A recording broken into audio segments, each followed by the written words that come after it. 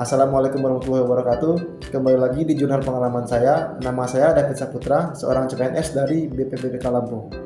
Setelah menyelesaikan pembelajaran core value berakhlak, saya ingin berbagi refleksi lebih dalam khususnya tentang dua hal nilai yang sangat relevan dengan pekerjaan kita, yaitu berorientasi pelayanan dan akuntabel.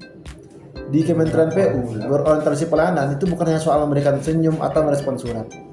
Ini tentang memastikan setiap infrastruktur yang dibangun mulai dari jalan, jembatan, bendungan, hingga sanitasi benar-benar memberikan manfaat yang nyata, aman, dan berkualitas untuk masyarakat. Pelayanan kita ada di setiap meter jalan yang mempermudah mobilitas dan di setiap tetes air yang bersih yang sampai ke rumah warga.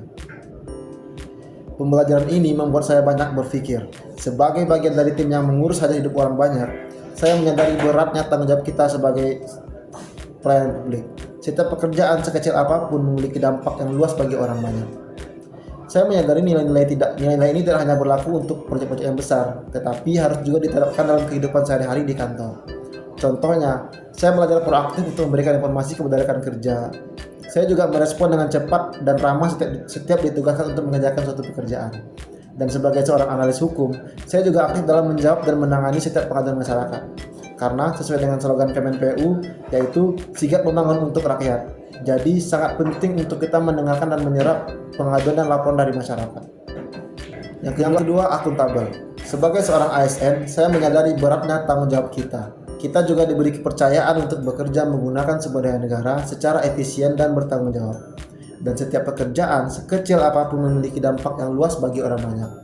Dan setiap hal-hal yang kita lakukan dalam pekerjaan sebagai seorang ASN harus bisa dipertanggungjawabkan kepada masyarakat, instansi, dan negara. Saya membiasakan diri untuk selalu datang tepat waktu dan memastikan laporan yang saya buat valid dan benar serta selesai sebelum tepat waktu. Menggunakan listrik seperlunya serta menggunakan peralatan kantor seperti kertas dan tinta secara efisien. Ini adalah bentuk akuntabilitas saya terhadap sumber daya negara. Serta selalu melaksanakan pekerjaan sesuai dengan aturan yang berlaku. Karena sebagai seorang ASN, kita harus bergerak dan bekerja sangat terikat dengan regulasi dan peraturan yang berlaku.